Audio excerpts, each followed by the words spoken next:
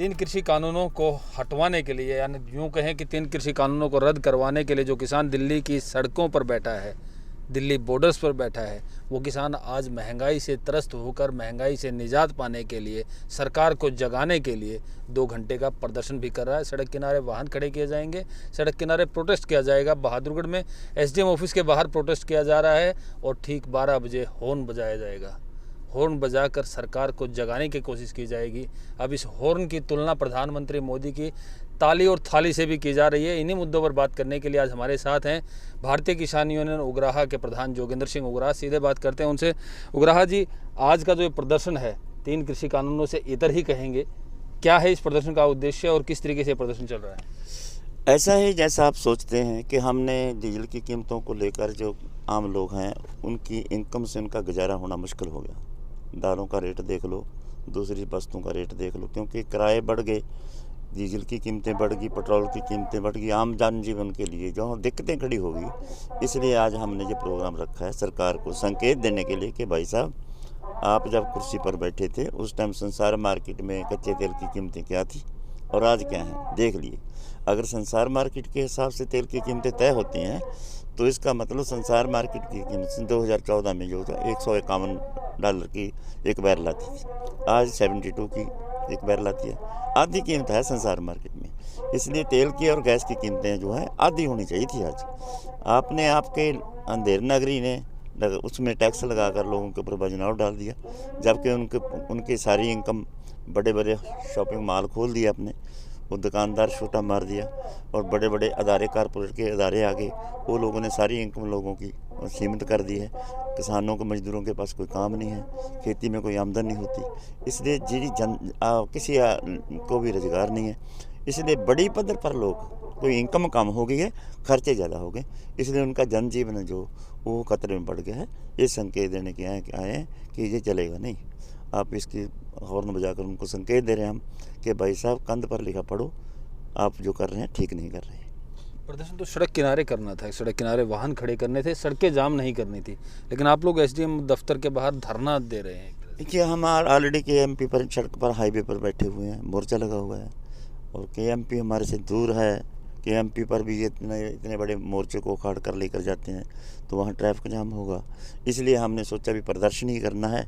वैसे तो ऑलरेडी मोर्चे में बैठे हैं, प्रदर्शन के रूप पर ही है, लेकिन हम वो जो भी जितने व्हीकल हमारे मोर्चे के अंदर हम बैठे हैं, ज़्यादा से ज़्यादा व्हीकल को हम लेकर हमने बाज़ार को इन्वॉल्व करके एक्टिव एक्शन में आ गए, हम मूव में आ गए। उस मोर्चे के साथ मतलब उस मोर्चे के साथ जुड़ते हुए हम ये प्रदर्शन मतलब जो मोर्चा शिथिल सा हो गया था, अब उसको थोड़ी मूवमेंट दी जा रही है, अलग अलग मुद्दों पर जागरूक किया जा रहा है। मुद्दे भले ही वो कृषि कानूनों से अलग है, लेकिन सारे जुड़े हुए हैं। महंगाई का जो मुद्दा है, अब जब अगर बात करेंगे ताली और थाली, प्रधानमंत्री ने जब बजवाई थी, वो भी कोरोना को लेकर लोगों को जागरूक करने के लिए था। आप लोग भी अब हॉर्न बजवा रहे हैं, तब क्या हॉर्न से महंगाई दूर हो जाएगी? क्योंकि तो उस वक्त कहा गया था ताली थाली बजाने से कोरोना नहीं भागेगा। देखिए भाई साहब, हमें नाटक नहीं खेलना आता।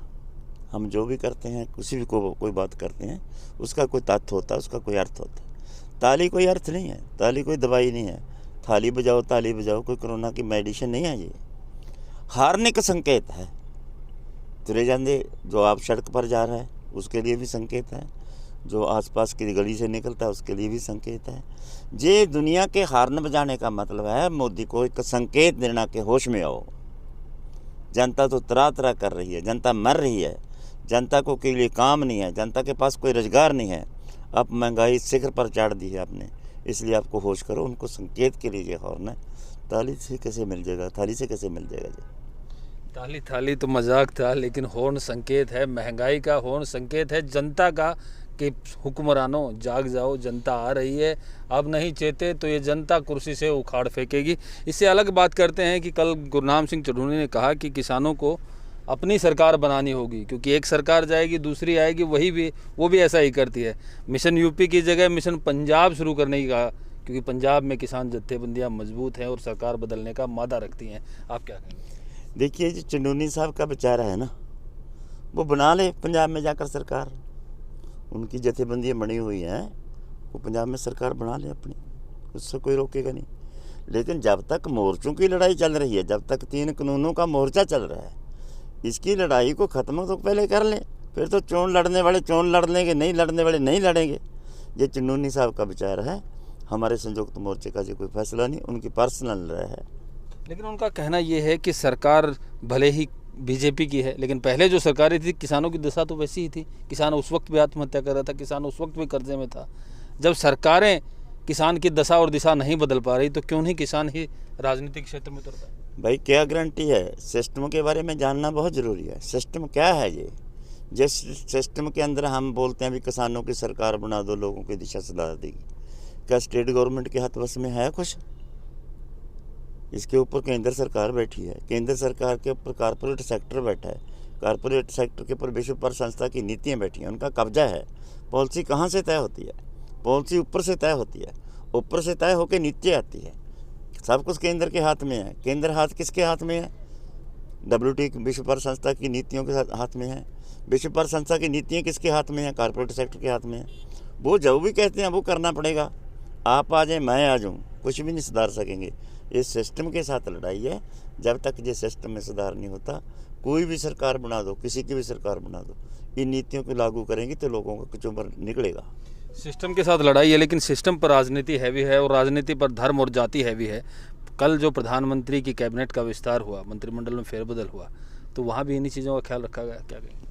देखिए, वो है उनका विचार, उनकी अपनी काम है। वो फिरका परस्ती और जातिवादी का तो पहले से नारा लगाते हैं, इसके ऊपर ही राज करते हैं लोग। ये पुरानी नीति है, बहुत पुरानी, सुनी होगी आपने। अंग्रेज का पॉलिसी था, पाड़ो और राज करो।